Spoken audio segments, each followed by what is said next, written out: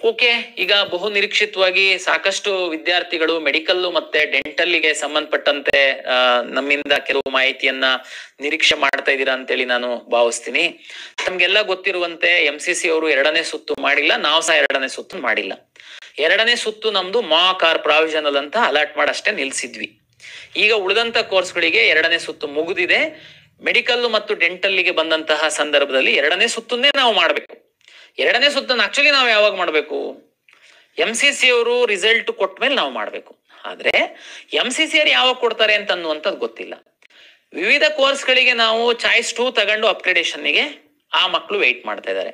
ಇದೊಂದು ರೌಂಡ್ ನಾವು combined seat allotment ಅನ್ನ ರನ್ ಮಾಡಿಬಿಟ್ರೆ ಒಂದಷ್ಟು ಮಕ್ಕಳು ಅಪ್ಗ್ರೇಡ್ ಆಗೋದಿದ್ರೆ ಆಗುಲಿ. ಹೆಂಗ್ ಅಪ್ಗ್ರೇಡ್ ಆಗ್ತಾರೆ ಸರ್? ಮೆಡಿಕಲ್ ಡೆಂಟಲ್ ಅಲ್ಲಿ ಹೊರಗಡೆ ಹೋಗೋರು ಹೋಗೇ ಇಲ್ಲ, MCC ಅಲ್ಲಿ ಸಹ ರಿಸಲ್ಟ್ ಅಲಾಟ್ ಮಾಡಿ ಹೋಗಿಲ್ಲ ಹೊರಗಡೆ. ಹಂಗಾಗಿ ಅದಷ್ಟೇ ಸೀಟ್ ಇರುತ್ತೆ, ಅಂದ್ರೆ ಅಷ್ಟೇ ಮಕ್ಳು ಇರ್ತಾರೆ, ಅದೇನೆ ಬರುತ್ತೆ ಅಂತ ಅನ್ನುವಂಥದ್ದು ಸಾಮಾನ್ಯ ಅಭಿಪ್ರಾಯ. ಬಟ್ ಆದ್ರೆ ತಮ್ಗೆಲ್ಲ ಗೊತ್ತಿದೆ, ಕರ್ನಾಟಕ ರಾಜ್ಯದಲ್ಲಿ 8 ಮೆಡಿಕಲ್ ಕಾಲೇಜ್ಗಳಲ್ಲಿ ಸೀಟ್ ಇನ್ಕ್ರೀಸ್ ಆಗಿದೆ.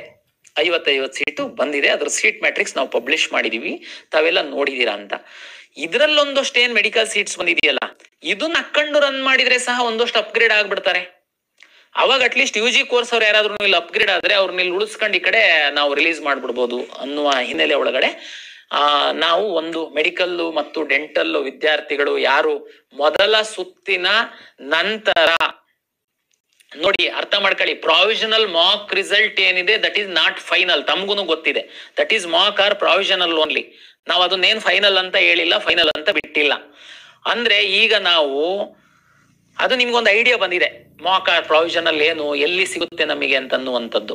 ನಾವು ಮೊದಲ ಸುತ್ತಿಗೆ ಕೌನ್ಸಿಲಿಂಗ್ ರಿಸಲ್ಟ್ ಅನೌನ್ಸ್ ಮಾಡಿದ ಮೇಲೆ ನಿಮ್ಗೆ ಚಾಯ್ಸ್ 1, 2, 3, 4 ಹಾಕೋದು ಕೇಳಿದ್ವಿ.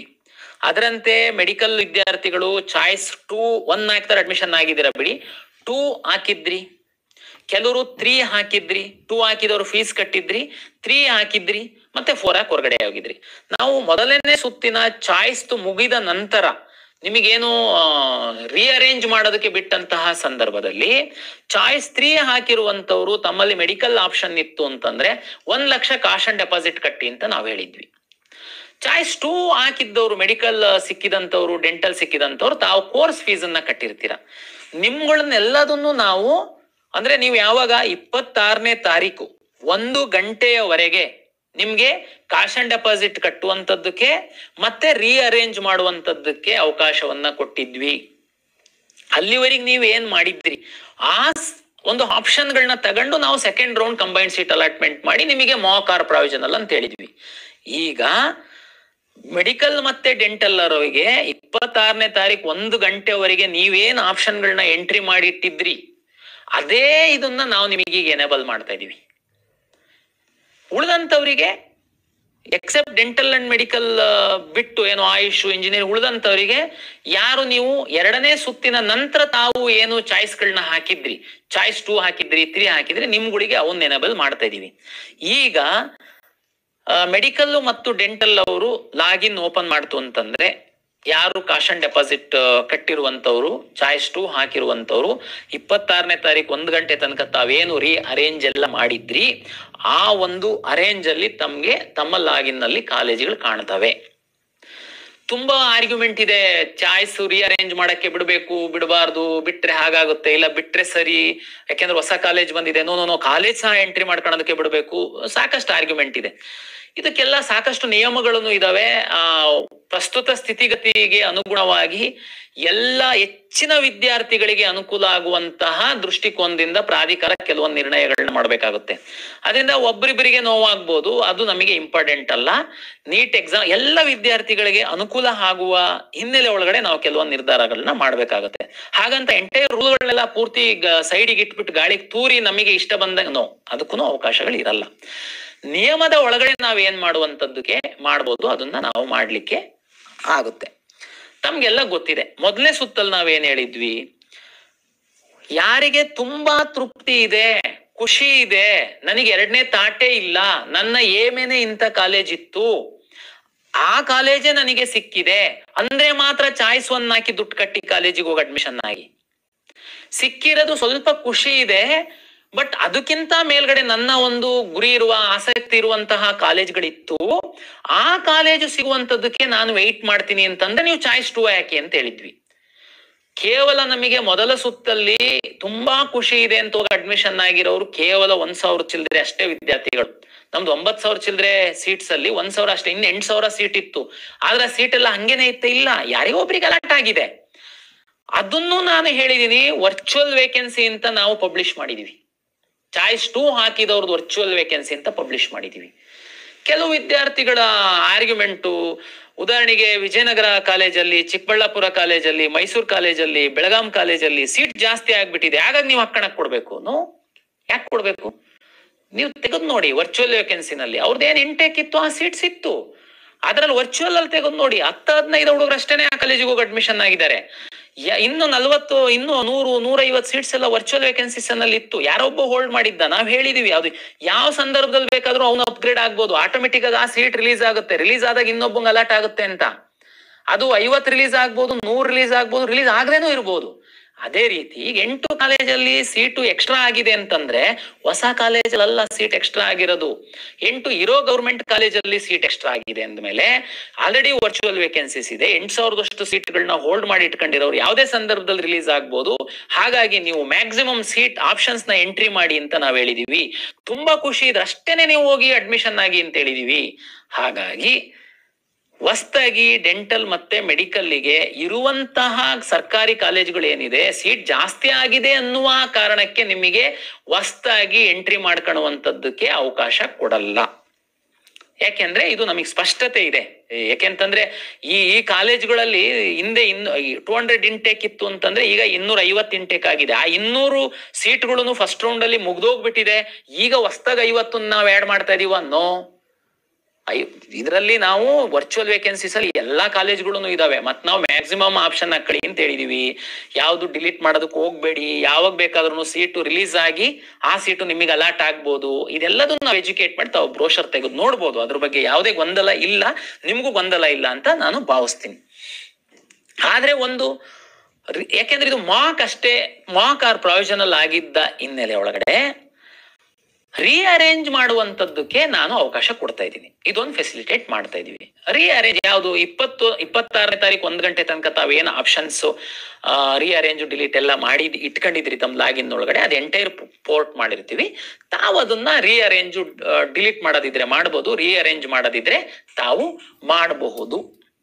ಉಳಿದಂತೆ ಹೊಸ ಕಾಲೇಜನ್ನ ಯಾಡ್ ಮಾಡೋದಕ್ಕೆ ಅವಕಾಶ ನಿಮ್ಗೆ ಇದೆಯಾ? ಈಗಾಗ್ಲೇ ನಾನು ಹೇಳಿದ್ದೀನಿ, ಈ 8 ಗೌರ್ಮೆಂಟ್ ಕಾಲೇಜ್ ಸೀಟ್ ಆಗಿದೆ ಅನ್ನೋ ಕಾರಣಕ್ಕೆ, ಅಥವಾ ನೀವು ಫಸ್ಟ್ ರೌಂಡ್ ಅಲ್ಲಿ ಯಾವ್ದೋ ಒಂದು ಸರ್ಕಾರಿ ಕಾಲೇಜನ್ನ ಅಥವಾ ಮತ್ತಾವ್ದೋ ಒಂದು ಕಾಲೇಜನ್ನ ಹಾಕಿಲ್ಲ ಅಂತ ಅನ್ನೋ ಕಾರಣಕ್ಕೆ ನಿಮ್ಗೆ ಕಾಲೇಜನ್ನ ಆಡ್ ಮಾಡೋದಕ್ಕೆ ಅವಕಾಶ ಇಲ್ಲ. ಆದ್ರೆ ಕಾಸ್ಟ್ ಅಂಡ್ ಡೆಪಾಸಿಟ್ ಕಟ್ಟಿರುವಂತಹ ಮೆಡಿಕಲ್ ಡೆಂಟಲ್ ವಿದ್ಯಾರ್ಥಿಗಳು ಚಾಯ್ಸ್ 2 ಹಾಕಿ ಬಂದಿರುವಂತವ್ರು ಯಾರು ಈ ನಮ್ಮ ಸಿಸ್ಟಮ್ ಒಳಗಡೆ ಇರುವಂತವ್ರು, ಉದಾಹರಣೆಗೆ ಹೀಗೂ ಇರ್ಬೋದು. ಒಬ್ಬ ಇಂಜಿನಿಯರಿಂಗ್ ಸೀಟ್ ಅಲಾಟ್ ಆಗಿದೆ, ಕಾಸ್ಟ್ ಅಂಡ್ ಡೆಪಾಸಿಟ್ ಕಟ್ಟಿದ್ದ ಅವ್ನ್ ಲಾಗಿನ್ ಒಳಗಡೆ ಮೆಡಿಕಲ್ ಕಾಲೇಜು ಇತ್ತು, ಬಟ್ ಸೆಕೆಂಡ್ ರೌಂಡ್ ಅಲ್ಲಿ ಇಂಜಿನಿಯರಿಂಗ್ ಸೀಟ್ ಅಲಾಟ್ ಆಯ್ತು ಅವನಿಗೆ ಅವ್ನ ರ್ಯಾಂಕಿಗೋಸ್ಕರ. ಆದ್ರೆ ಅವ್ನ್ ಕಾಸ್ಟ್ ಅಂಡ್ ಡೆಪಾಸಿಟ್ ಕಟ್ಟಿದ್ದಾನೆ, ಅವ್ನ್ ಲಾಗಿನ್ ಒಳಗಡೆ ಮೆಡಿಕಲ್ ಕಾಲೇಜು ಸೀಟ್ಗಳು ಮೆಡಿಕಲ್ ಕಾಲೇಜ್ ಇದಾವೆ ಅವ್ನ ಕಾಲೇಜ್ ಇದ್ರ ಲಾಗಿನ್ ಒಳಗಡೆ. ಇವ್ರುಗಳಿಗೆ ಎಲ್ಲರಿಗೂ ಹೊಸ ಕಾಲೇಜನ್ನ ಆಡ್ ಮಾಡೋದಕ್ಕೆ ಅವಕಾಶ ಕೊಡ್ತೀವಿ. ಯಾವಪ್ಪ ಅಂತಂದ್ರೆ ತಮ್ಗೆಲ್ಲ ಗೊತ್ತಿದೆ, ನಮ್ಗೆ ಹೊಸ್ತಾಗಿ ಸೀಟ್ ಮ್ಯಾಟ್ರಿಕ್ಸ್ ಬಂದಿದೆ. 2 ಡೆಂಟಲ್ ಕಾಲೇಜು ನಮಗೆ ಇವತ್ತಿನ ತನಕ ರಿಸೀವ್ ಆಗಿದೆ. BGS ಮತ್ತೆ ಫಾರೂಕಿ ಡೆಂಟಲ್ ಕಾಲೇಜು ಹೊಸ್ತಾಗಿ ಬಂದಿದೆ. ಮತ್ತೆ JNMC ಮೆಡಿಕಲ್ ಕಾಲೇಜಿಂದು ಕೆಲವು ಸೀಟ್ಗಳು ತಾವು ನೋಡ್ತೀರಾ, ನಿಮ್ಗೆ ಗೊತ್ತಿರುತ್ತೆ, ಸೀಟ್ ಮ್ಯಾಟ್ರಿಕ್ಸ್ ಪಬ್ಲಿಷ್ ಮಾಡಿದೀವಿ. ಇವರು ಬಂದಿದ್ದಾರೆ. 3,000 ಮಟ್ಟದ್ದು ಸೀಟ್ ಮ್ಯಾಟ್ರಿಕ್ಸ್ ಇನ್ಕ್ರೀಸ್ ಆಗಿದೆ, ಬಟ್ ನಮಗೆ ಇಲ್ಲಿವರೆಗೆ ಸೀಟ್ ಮ್ಯಾಟ್ರಿಕ್ಸ್ ಬಂದಿಲ್ಲ. ಬಂದ್ರೆ ಈ 4 ಕಾಲೇಜು ನಾನು ಎನೇಬಲ್ ಮಾಡ್ತೀನಿ. ಅದರಲ್ಲಿ ಒಂದು ಕಂಡೀಷನ್ ಅರ್ಥ ಮಾಡ್ಕೊಳ್ಳಿ, ಅದನ್ನ ತಾವು ಫಾರೂಕಿ ಡೆಂಟಲ್ ಮೆಡಿಕಲ್ ಕಾಲೇಜ್ ಮತ್ತು JNMC ಮೆಡಿಕಲ್ ಕಾಲೇಜು ಉಚ್ಚ ನ್ಯಾಯಾಲಯದ ಆದೇಶದ ಅನ್ವಯ ನಮಗೆ ಸೀಟ್ ಮ್ಯಾಟ್ರಿಕ್ಸ್ ಕೊಟ್ಟಿದ್ದಾರೆ, ಅದರಂತೆ ನಾವು ಪಬ್ಲಿಷ್ ಮಾಡ್ತಾ ಇದೀವಿ. ಈ ಸೀಟ್ ಅಲಾಟ್ಮೆಂಟು ನ್ಯಾಯಾಲಯದ ಅಂತಿಮ ಆದೇಶಕ್ಕೆ ಒಳಪಟ್ಟಿರುತ್ತದೆ. ಅದರ ಆಧಾರದ ಮೇಲೆ ತಾವು ಹಾಕ್ಬೋದು. ಯಾರು ನಮ್ಮಲ್ಲಿ ಮೆಡಿಕಲ್ ಡೆಂಟಲ್ ಮಾಕ್ ತಗೊಂಡು ತಮ್ಮಲ್ಲಿ ಇರುವಂತವ್ರು, ಕಾಸ್ಟ್ ಅಂಡ್ ಡೆಪಾಸಿಟ್ ಕಟ್ಟಿರುವಂತವ್ರು, ಈ ಕಾಲೇಜುಗಳು ತಾವು ಆಡ್ ಮಾಡ್ಬೋದು, ಪ್ರಿಯಾರಿಟಿ ಸೆಟ್ ಮಾಡ್ಬೋದು, ತಾವು ಡಿಲೀಟ್ ಮಾಡ್ಬೋದು, ಮಾಡೋದಕ್ಕೆ ಅವಕಾಶ ಇದೆ. ಇದು ತಮ್ಗೆಲ್ಲ ಅರ್ಥ ಆಗಿದೆ ಅಂತ ನಾನು ಭಾವಿಸ್ತೀನಿ. ಇನ್ನೊಂದು ಸರ್ಪ್ರೈಸ್ ಥಿಂಗು ತಮ್ಗೆ ಸರ್ಕಾರ ಒಂದು ನಿರ್ಧಾರ ಮಾಡಿದೆ. ಏನಪ್ಪಾ ಅದು ಅಂತಂದ್ರೆ, ತಮ್ಗೆಲ್ಲ ಗೊತ್ತಿದೆ, ಕೆಲವರು ಫಸ್ಟ್ ರೌಂಡ್ ಅಲ್ಲಿ ಅಡ್ಮಿಷನ್ ಆಗಿರೋರು ಇಲ್ಲ 8 ಕಾಲೇಜಲ್ಲಿ ಸೀಟ್ ಜಾಸ್ತಿ ಆಗ್ಬಿಟ್ಟಿದೆ ನಮಗೆ, ದಯಮಾಡಿ ಅರ್ಥ ಮಾಡ್ಕೊಳ್ಳಿ. ನಾವು ಅವಾಗ ನಾನು ಈಗಾಗ್ಲೇನೆ ಎಕ್ಸ್ಪ್ಲೈನ್ ಮಾಡಿದೀನಿ ಯಾಕೆ ನಾವು ಫಸ್ಟ್ ರೌಂಡ್ ಅಲ್ಲಿ ಚಾಯ್ಸ್ ಅನ್ನು ಹಾಕ್ಲೇಬೇಕು, ನೀವು ಹೋಗ್ಲೇಬೇಕು ಅಂತ ನಾವೇನು ಹೇಳಿರ್ಲಿಲ್ಲ ಅನ್ನುವಂಥದ್ದು ಎಕ್ಸ್ಪ್ಲೈನ್ ಮಾಡಿದೀನಿ. ಓಕೆ, ಸರ್ಪ್ರೈಸ್ ಥಿಂಗ್ ಏನಂತಂದ್ರೆ, ತಮ್ಗೆಲ್ಲ ಗೊತ್ತಿರುವಂತೆ ಸುಪ್ರೀಂ ಕೋರ್ಟ್ ನಿರ್ದೇಶನದಂತೆ ರಾಜ್ಯ ಸರ್ಕಾರಗಳು NRI ವಿದ್ಯಾರ್ಥಿಗಳಿಗೆ 15% ಸೀಟನ್ನ ಮೀಸಲಿಡುವಂತದ್ದಕ್ಕೆ ಅವಕಾಶ ಇದೆ. ತಮ್ಗೆಲ್ಲ ಗೊತ್ತಿದೆ, ಇಲ್ಲಿಯವರೆಗೆ ಖಾಸಗಿ ಮೆಡಿಕಲ್ ಕಾಲೇಜ್ಗಳಲ್ಲಿ NRI ಸೀಟ್ಗಳನ್ನ ರಿಸರ್ವ್ ಮಾಡಿ ಇಡ್ತಿದ್ರು. ಅದರಂತೆ NRI ವಾರ್ಡ್ ಮತ್ತೆ OCI ಕ್ಯಾಂಡಿಡೇಟ್ಗಳನ್ನ ದಾಖಲೆ ಪರಿಶೀಲನೆ ಮಾಡಿ ನಾವೇನೆ ಸೀಟ್ ಅಲಾಟ್ ಮಾಡ್ತಾ ಇದ್ವಿ ಅವರಿಗೆ. ಎರಡನೇ ಸುತ್ತಿನಲ್ಲಿ ಒಂದ್ ವೇಳೆ ಆ ನಿಗದಿಪಡಿಸಿರುವಂತಹ NRI ಸೀಟ್ಗಳು ಖರ್ಚಾಗಿಲ್ಲ ಅಂದ್ರೆ, ಅಷ್ಟು ಅರ್ಹ ಅಭ್ಯರ್ಥಿಗಳು ಸಿಕ್ಕಿಲ್ಲ ಅಂತಂದ್ರೆ ಅದನ್ನ ಅದರ್ಸಿಗೆ ನಾವು ಮಂಜೂರು ಮಾಡ್ತಾ ಇದ್ವಿ. ಫೀಸ್ ಏನು ಅಂತನ್ನುವಂಥದ್ದು ತಮ್ಗೆಲ್ಲ ಗೊತ್ತಿತ್ತು. ಅದು ಮ್ಯಾಕ್ಸಿಮಮ್ ಕಾಲೇಜ್ ಟು ಕಾಲೇಜ್ ವ್ಯತ್ಯಾಸ ಇರುತ್ತೆ, ತುಂಬಾ ಹೈಯರ್ ಫೀಸ್ ಇರ್ತಿತ್ತು. ಈಗೇನು 8 ಸರ್ಕಾರಿ ಕಾಲೇಜುಗಳಲ್ಲಿ ಹೊಸದಾಗಿ 50 ಸೀಟ್ಗಳು ಇನ್ಕ್ರೀಸ್ ಆಗಿದೆ. ಅದರಲ್ಲಿ ಸಹ ಸರ್ಕಾರ ನಮಗೆ NRI ಸೀಟ್ಗಳಿಗೆ ನಿಗದಿಪಡಿಸಿ ಕೊಟ್ಟಿದೆ. ಫೀಸು 25 ಲಕ್ಷವನ್ನ ನಿಗದಿಪಡಿಸಿದ್ದಾರೆ. ಅದು ನಾವು ಸೀಟ್ ಮ್ಯಾಟ್ರಿಕ್ಸ್ ಪಬ್ಲಿಷ್ ಮಾಡಿದೀವಿ. ಸರ್ಕಾರದ ಆದೇಶಗಳನ್ನ ಪಾಲನೆ ಮಾಡುವಂತಹ ಜವಾಬ್ದಾರಿ ಕರ್ನಾಟಕ ಪರೀಕ್ಷಾ ಪ್ರಾಧಿಕಾರದಾಗಿರುತ್ತೆ. ಈ ಹಿನ್ನೆಲೆಯಲ್ಲಿ ನಾವು ಯಾರು ನಮ್ಮ ಮೆಡಿಕಲ್ ಕೌನ್ಸಿಲಿಂಗ್ ಪ್ರಕ್ರಿಯೆ ಒಳಗಡೆ ಇದ್ದಾರೆ, ಈಗ ನಾನು ಹೇಳಿದ್ನಲ್ಲ 26 ತಾರೀಕು 1 ಗಂಟೆ ಕಾಶ್ ಆನ್ ಡೆಪಾಸಿಟ್ ಕಟ್ಟಿರುವಂತವ್ರು ಇದ್ದಾರೆ. ನಿಮ್ಗಳಿಗೆ ಈ 8 ಕಾಲೇಜಿನಲ್ಲಿ ನಿಗದಿಪಡಿಸಿರುವಂತಹ NRI ಸೀಟ್ಗಳೇನಿದೆ, 51 NRI ಸೀಟ್ಗಳು ನಿಗದಿಪಡಿಸಿದರೆ, ಅಷ್ಟು ಕಾಲೇಜಲ್ಲಿ ಅದನ್ನ ನೀವು ಯಾರಾದ್ರೂ ಹಾಕಿಲ್ಲ ಅಂತಂದ್ರೆ ಅದನ್ನ ಹಾಕುವಂತದ್ದಕ್ಕೆ ಅವಕಾಶವನ್ನ ಕೊಡ್ತಾ ಇದ್ದೀವಿ. ಎರಡನೇದು, ಫಸ್ಟ್ ಸುತ್ತಿನಲ್ಲಿ, ಮೊದಲ ಸುತ್ತಿನಲ್ಲಿ ಈ ಸೀಟು NRIಗೆ ನಿಗದಿ ಆಗಿರ್ಲಿಲ್ಲ. ಕೆಲವು ವಿದ್ಯಾರ್ಥಿಗಳು NRI ಮತ್ತು ಮ್ಯಾನೇಜ್ಮೆಂಟ್ ಅಲ್ಲಿ ಸೀಟನ್ನು ತಗೊಂಡು ಅಡ್ಮಿಷನ್ ಆಗಿದ್ದೀರಾ. ನೀವು ನಮ್ಗೆ ಬಂದು ಕೇಳ್ತೀರಾ ಏನಂತಂದ್ರೆ, NRI ಸೀಟು ಆ ಕಾಲೇಜಲ್ಲಿ ಇತ್ತು ಅಂತಂದಿದ್ರೆ ನಾವು ಅದನ್ನೇ ಹಾಕ್ತಾ ಇದ್ವಿ. ಒಂದ್ ವೇಳೆ ಮ್ಯಾನೇಜ್ಮೆಂಟ್ ಅವರು ಕೇಳ್ಬೋದು, NRI ಅಭ್ಯರ್ಥಿಗಳು ಸಿಕ್ಕಿಲ್ಲ ಅಂತಂದ್ರೆ ಅದರ್ಸಿಗೆ ಅಲಾಟ್ ಮಾಡೋದಕ್ಕೆ ಸರ್ಕಾರದ ಆದೇಶ ಇದೆ, ನೀವೇನಾದ್ರೂ ಅವಾಗ್ಲೇನೆ ಕೊಟ್ಬಿಟ್ಟಿತ್ತು ಅಂತಂದಿದ್ರೆ ನಾವು ಈ ಕಾಲೇಜ್ ಬದಲು ಆ ಕಾಲೇಜನ್ನ ಆಯ್ಕೆ ಮಾಡ್ಕೊಳ್ತಾ ಇದೀವಿ ಅಂತ ತಾವು ಕೇಳ್ಬೋದು. ಅಥವಾ ಕೇಳೋದು ಸಹಜ, ಅದು ಕರೆಕ್ಟ್ ಸಹ. ಸರ್ಕಾರ ಈಗ ಆದೇಶ ಕೊಟ್ಟಿರೋದ್ರಿಂದ ಮೊದಲನೇ ಸುತ್ತಿನಲ್ಲಿ ಹೋಗಿ ತಾವು ಚಾಯ್ಸ್ ಅನ್ನ ಹಾಕಿ ಕಾಲೇಜು ಸೇರ್ಪಡೆಗೊಂಡಿರುವಂತಹ NRI ವಿದ್ಯಾರ್ಥಿಗಳು ಹಾಗೂ ಅದರ್ಸ್ ಮ್ಯಾನೇಜ್ಮೆಂಟ್ ಅಂತ ಹೇಳ್ತಾರೆ, ಆಕ್ಚುಲಿ ಅದರ್ಸ್, ಅದು ಅದರ್ಸ್ ಕೆಟಗರಿ ಒಳಗಡೆ ತಾವೇನು ಹೋಗಿ ಅಡ್ಮಿಷನ್ ಆಗಿರುವಂತವ್ರು ಇದ್ದೀರಾ, ಒಂದು 500 ಅಷ್ಟು ವಿದ್ಯಾರ್ಥಿಗಳು ನಮ್ಮ ರಾಜ್ಯದಲ್ಲಿ ಇದ್ದೀರಾ. ತಾವುಗಳು ಈ 8 ಕಾಲೇಜಿನ NRI ಮತ್ತೆ ಅದರ್ಸ್ಗೆ ಟಿಕ್ ಮಾಡ್ಬೋದು. ಅದ್ಯಾವ್ದು ಸರ್, ಅದರ್ಸ್ ಇಲ್ವೇ ಇಲ್ಲಲ್ಲ, ಸರ್ಕಾರ ಫಿಕ್ಸ್ ಮಾಡಿರೋದು NRI ಮಾತ್ರ ಅಲ್ಲ, ಕರೆಕ್ಟ್. ಆದ್ರೆ NRI ಅಭ್ಯರ್ಥಿಗಳು ಸಿಕ್ಕಿಲ್ಲ ಅಂತಂದ್ರೆ ಅದನ್ನ ನಾವು ಅದರ್ಸಿಗೆ ಅಲಾಟ್ ಮಾಡ್ಬೇಕು, same fees 25 lakh. But private ಕಾಲೇಜಲ್ಲಿ ಏನಾಗುತ್ತೆ, ಅಲ್ಲಿ N ಮತ್ತೆ Q ಕೋಟಾ ಇರುತ್ತೆ. Q ನಲ್ಲಿ ಒಂದಷ್ಟು ಜನ ಆಪ್ಷನ್ ಎಂಟ್ರಿ ಮಾಡಿರ್ತಾರೆ, N ನಲ್ಲಿ ಒಂದಷ್ಟು ಜನ ಆಪ್ಷನ್ ಎಂಟ್ರಿ ಮಾಡಿರ್ತಾರೆ. ಇವ್ರು ಸಿಕ್ಕಿಲ್ಲ ಅಂದ್ರೆ ಇಷ್ಟು ಸೀಟ್ಗಳ ಕನ್ವರ್ಟ್ ಮಾಡಿ ಹಾಕ್ತಿವಿ. ಬಟ್ ನಮ್ಮ ಗೌರ್ಮೆಂಟ್ ಕಾಲೇಜು, ಸ್ವಾಯತ್ತ ಮೆಡಿಕಲ್ ಕಾಲೇಜುಗಳು ಆ ಕಾರಣಕ್ಕೋಸ್ಕರನೇ ಇದು ಮಾಡಿರುವಂತದ್ದು. ಆ ಕಾಲೇಜುಗಳಲ್ಲಿ ಈ Q ಸೀಟ್ ಇಲ್ಲ, ನಾವು ಆಮೇಲೆ ಕನ್ವರ್ಟ್ ಮಾಡೋದಕ್ಕಾಗಲ್ಲ, ನಾವು ಆಪ್ಷನ್ ಎಂಟ್ರಿ ತಗೊಂಡ್ಲಿಲ್ಲ ಅಂತಂದ್ರೆ. ಆ ಕಾರಣಕ್ಕೋಸ್ಕರ ಕಾಶ್ ಆನ್ ಡೆಪಾಸಿಟ್ ಮತ್ತೆ ಕೋರ್ಸ್ ಫೀಸ್ ಕಟ್ಟಿ ನಮ್ಮ ಕೌನ್ಸಿಲಿಂಗ್, ಮೆಡಿಕಲ್ ಡೆಂಟಲ್ ಕೌನ್ಸಿಲಿಂಗ್ ಪ್ರಕ್ರಿಯೆ ಒಳಗಿರುವಂತಹ ವಿದ್ಯಾರ್ಥಿಗಳು ಈ ಸರ್ಕಾರ ನಿಗದಿಪಡಿಸಿರುವಂತಹ 8 ಕಾಲೇಜುಗಳ N ಮತ್ತೆ Q ಅಂತ ನಾವು ಬೈಫರ್ಕೇಟ್ ಮಾಡಿ ಡಿಸ್ಪ್ಲೇ ಮಾಡ್ತಾ ಇದೀವಿ. ದಯಮಾಡಿ ನಿಮಗೆ ಆಸಕ್ತಿ ಇದ್ದಲ್ಲಿ ಅದನ್ನ ತಾವು ತಮ್ಮ ಪ್ರಿಯಾರಿಟಿ ಅನುಸಾರ ಹಾಕಿಕೊಳ್ಳಬಹುದು. ಹಾಗೂ ಮೊದಲನೇ ಸುತ್ತಿನಲ್ಲಿ QRN ಅಡಿನಲ್ಲಿ ತಾವು ಸೀಟ್ ಪಡೆದು ಕಾಲೇಜಿಗೆ ಅಡ್ಮಿಷನ್ ಆಗಿದ್ರೆ ಸಹ ತಾವು ಲಾಗಿನ್ ಆಗಿ, ತಾವು ಎನಿವೆ ನೀವು ಹಣ ಕಟ್ಟಿರೋದ್ರಿಂದ ಮತ್ತೆ ಹಣ ಕಟ್ಟುವಂತದ್ದಿರಲ್ಲ, ತಾವು ಲಾಗಿನ್ ಆಗಿ ಈ 8 ಕಾಲೇಜುಗಳ N ಮತ್ತೆ Q ಸೀಟುಗಳನ್ನ ತಾವು ಹಾಕಿಕೊಳ್ಳಬಹುದು. ನಿಮ್ಮ ರ್ಯಾಂಕ್ ಆಧರಿಸಿ ನಾವು ಹಂಚಿಕೆ ಮಾಡುವಂತದ್ದಕ್ಕೆ ಕ್ರಮ ವಹಿಸ್ತೀವಿ. ಈಗ ಯಾವ ಕಾಲೇಜಲ್ಲಿ ಹೋಗಿ ಅಡ್ಮಿಷನ್ ಆಗಿದ್ದೀರಾ ಅದನ್ನ ತಾವು ಕ್ಯಾನ್ಸಲ್ ಮಾಡ್ಕೊಂಡು ಬರ್ಬೇಕಾಗುತ್ತೆ, ಅದು ಅನಿವಾರ್ಯ. ಇದು ಕಂಪಲ್ಸರಿನೂ ಅಲ್ಲ. ತಮ್ಗೆ ಅಡ್ಮಿಷನ್ ಆಗಿದ್ದೀರಾ, ಸಿಕ್ಕಿರೋ ಕಾಲೇಜು ಚೆನ್ನಾಗಿದೆ, ದಯಮಾಡಿ ನೀವೇನ್ ಬರೋದಕ್ಕೆ ಹೋಗ್ಬೇಡಿ, ದಯಮಾಡಿ ಅಲ್ಲಿ ವಿದ್ಯಾಭ್ಯಾಸ ಮುಂದುವರಿಸಿ. ಯಾರು ಇಲ್ಲ ನಾನು ಒಂದ್ಸರಿ ಟ್ರೈ ಮಾಡ್ತೀನಿ ಗೌರ್ಮೆಂಟ್ ಕಾಲೇಜಲ್ಲೇನೆ 25 ಲಕ್ಷ ಸೀಟ್ ಸಿಕ್ತಿರುವಾಗ ಅನ್ನುವಂತಹ ಆಸಕ್ತಿ ಇದ್ರೆ, ಮತ್ತಿಲ್ಲಿ ಬಂದಾದ್ಮೇಲೆ ನಿಮಗೆ ಅಲ್ಲಿ ಸಿಕ್ಕಿರೋದು ಆಟೋಮೆಟಿಕ್ ಡಿಲೀಟ್ ಆಗುತ್ತೆ. ಮತ್ತಿಲ್ಲ ಸುಮ್ನೆ ನೋಡೋಣ ಅಂತ ಬಂದಿದ್ದೆ, ಇಲ್ಲ ನಾನು ವಾಪಸ್ ಅಲ್ಲಿಗೆ ಹೋಗ್ತೀನಿ. ನೋ. ಉದಾಹರಣೆಗೆ ತಮ್ಗೆ ಯಾವ್ದೋ ಒಂದು ಪ್ರತಿಷ್ಠಿತ ಮೆಡಿಕಲ್ ಕಾಲೇಜಲ್ಲಿ NRI ಅಲ್ಲಿ ಅಡ್ಮಿಷನ್ ಆಗಿದ್ದೀರಾ, ನೀವೇನಾದ್ರು ಈಗ ನಮ್ಮಲ್ಲಿ ಭಾಗವಹಿಸಿ ನಿಮಗೆ ಯಾವ್ದೋ ಚಿಕ್ಕಬಳ್ಳಾಪುರದ ಮೆಡಿಕಲ್ ಕಾಲೇಜಲ್ಲಿ NRI ಸೀಟ್ ಸಿಕ್ತು ಅಂದ್ರೆ ನೀವೀಗ ಅಡ್ಮಿಷನ್ ಆಗಿರೋ ಸೀಟ್ ಆಟೋಮೆಟಿಕ್ ಆಗಿ ಬೇರೆಯವರಿಗೆ ಅಲಾಟ್ ಆಗುತ್ತೆ. ಅದನ್ನು ತಮ್ಮ ಮಾಹಿತಿಗೆ ಹೇಳ್ತಾ ಇದ್ದೀನಿ. ಇದು ಇಷ್ಟು ಬದಲಾವಣೆಗಳು. ಬಹುತೇಕ ಸರ್ಕಾರಿ ಕಾಲೇಜಲ್ಲಿ NRI ಫಸ್ಟ್ ಟೈಮ್ ಇಂಟ್ರೊಡ್ಯೂಸ್ ಆಗಿದೆ. ಸಾಕಷ್ಟು ವಿದ್ಯಾರ್ಥಿಗಳು, ಪೋಷಕರು ಗೊಂದಲ, ಇದು ಎಲ್ಲ ಸ್ವಲ್ಪ ಟೆನ್ಷನ್ ಇದೆಲ್ಲ ಆಗುತ್ತೆ. ಮತ್ತೆ MCC ಅವರು ಸಹ ಇನ್ನೂ ಅವರು ಮುಂದುವರ್ಸ್ಕೊಂತಾನೆ ಹೋಗ್ತಾ ಇದ್ದಾರೆ. ಹಾಗಾಗಿ ಇದು ನಮ್ಮ ವ್ಯಾಪ್ತಿಗೆ ಮೀರಿದಂತಹ ವಿಷಯ. ಇದು ನಾವು ಆದಷ್ಟು ಹೆಚ್ಚಿನ ವಿದ್ಯಾರ್ಥಿಗಳ ಪೋಷಕರ ಹಿತದೃಷ್ಟಿಯಿಂದ ಏನೆಲ್ಲ ಮಾಡ್ಲಿಕ್ಕೆ ಸಾಧ್ಯ ಅದನ್ನ ಮಾಡ್ಲಿಕ್ಕೆ ಪ್ರಯತ್ನ ಪಡ್ತಾ ಇದೀವಿ ನಾವು ಪ್ರಾಧಿಕಾರದ ವತಿಯಿಂದ. ಇನ್ನೂ ಒಂದು ಹೇಳ್ತೀನಿ ತಮ್ಗೆ, ಇವತ್ತಿನ ಮಾಹಿತಿ ಅಂತಂದ್ರೆ MCC ಅವರು 12ನೇ ತಾರೀಕು ನಮಗೆ ರಿಸಲ್ಟ್ ಅನ್ನು ಕೊಡ್ತಾರೆ. ನಾನು ಸಾಧ್ಯ ಆದ್ರೆ ಅವ್ರು 12ಕ್ಕೆ ಕೊಟ್ರೆ ಇದನ್ನ ಕ್ವಿಟ್ ಆಪ್ಷನ್, ನಾನು ಈಗಾಗ್ಲೇ ಹೇಳಿದೀನಿ, ಮೆಡಿಕಲ್ ಡೆಂಟಲ್ ಅವರಿಗೆ ಕ್ವಿಟ್ ಆಪ್ಷನ್ ಕೊಟ್ಟು ಇನ್ನೊಂದ್ಸರಿ ರೀರನ್ ಮಾಡ್ಬಿಟ್ಟು ಮತ್ತೆ ನಾನು ಅಡ್ಮಿಷನ್ ಕೊಡೋಣ ಅಂತ. ಬಟ್ ಆದ್ರೆ ನನಗೆ ಅನುಮಾನ ಇದೆ, MCC ಅವರು 12ನೇ ತಾರೀಕಿಗೆ ಸಹ ರಿಸಲ್ಟ್ ಕೊಡುವಂತದ್ದು ಅನುಮಾನ ಇದೆ. ರೀಸನ್ ಏನಂದ್ರೆ ಅದೃಷ್ಟಕ್ಕೆ ದುರಾದೃಷ್ಟಕ್ಕೆ ಅದು ಏನು ಅನ್ಕೊಳ್ಬಹುದು ಪೇರೆಂಟ್ಸು. ಈಗಾಗ್ಲೇನೆ ಏನು ಸರ್ಕಾರಿ ಕಾಲೇಜುಗಳಿಗೆ ಇಷ್ಟು ತಡವಾಗಿ ಅವರು ಸೀಟ್ ಮ್ಯಾಟ್ರಿಕ್ಸ್ ಅನ್ನು NMC ಅವರು ಇನ್ಕ್ರೀಸ್ ಮಾಡಿದ್ರು. ಇನ್ನೂ ಪ್ರೈವೇಟ್ ಕಾಲೇಜವರು ಕೆಲವರು ಪ್ರಯತ್ನ ಮಾಡ್ತಾ ಇದ್ದಾರೆ, ಅದು ಸಹ ಸೀಟ್ ಮ್ಯಾಟ್ರಿಕ್ಸ್ ಸೀಟ್ಗಳು ಇನ್ಕ್ರೀಸ್ ಆಗುತ್ತೆ, ಪರ್ಮಿಷನ್ ಕೊಡುತ್ತೆ ಅನ್ನುವಂಥದ್ದು ಒಂದು ಚರ್ಚೆ. ನಮ್ಮ ರಾಜ್ಯದ ಕಾಲೇಜುಗಳು ಇದಾವೆ ಇಲ್ಲ ಅನ್ನುವಂಥದ್ದು ನನಗೆ ಮಾಹಿತಿ ಇಲ್ಲ. ಬಟ್ ಆದ್ರೆ ಒಂದಷ್ಟು ದೇಶದ ಸರ್ಕಾರಿ ಖಾಸಗಿ ಮೆಡಿಕಲ್ ಕಾಲೇಜುಗಳ ಸೀಟ್ ಸಹ ಜಾಸ್ತಿ ಆಗ್ತಾ ಇದೆ. ಅದು ಏನಾದ್ರೂ ಇವರು ಜಾಸ್ತಿ ಮಾಡ್ತು ಅಂತಂದ್ರೆ MCC ಅವರು ಅವರ ಶೆಡ್ಯೂಲ್ ಫಾಲೋ ಮಾಡ್ಲಿಕ್ಕೆ ಆಗಲ್ಲ. ಅವರಿಗೆ ನಂಬಿ ನಾನು ನಿಮ್ಗೆ ಇಲ್ಲಿ ನಾನು ಬೇರೆ UG ಕೋರ್ಸ್ಗಳಿಗೆ ಅಡ್ಮಿಷನ್ ಹೋಲ್ಡ್ ಮಾಡುವಂತದ್ದಕ್ಕೂ ಆಗಲ್ಲ. ಹಾಗಾಗಿ ಎನಿವೆ ಈಗ ಹೆಚ್ಚು ಸೀಟು 300 ಏನು ನಮ್ಮ ಈಗ ರಾಜ್ಯ ಸರ್ಕಾರ ಏನು 400 ಸೀಟ್ಗಳು ಬಂದಿದೆ, ಇದನ್ನಂತೂ ಹಾಕಿ ನಾನು ರೀರನ್ ಮಾಡುವಂತದ್ದಕ್ಕಂತೂ ನನ್ನ ಕೈಯಲ್ಲಿರುವಂತದ್ದು ಇದು. ಹಾಗಾಗಿ ಅದೊಂದು ರೀರನ್ ಮಾಡ್ತೀನಿ. ಎಲ್ಲಾ ಸುಸೂತ್ರವಾಗಿ ಹೋಗಿ AICTE ಅವರು ಏನಾದ್ರು ನಮ್ಮ ಟೈಮ್ ಟೇಬಲ್ ಮುಂದುವರೆದ್ರೆ ನಮ್ಮ ಮುಂದಿನ ಸುತ್ತಿನ ಮುಂದಿನ ತೀರ್ಮಾನಗಳು ಟೈಮ್ ಟೇಬಲ್ ಸ್ವಲ್ಪ ಬದಲಾವಣೆ ಆಗಿರುತ್ತೆ.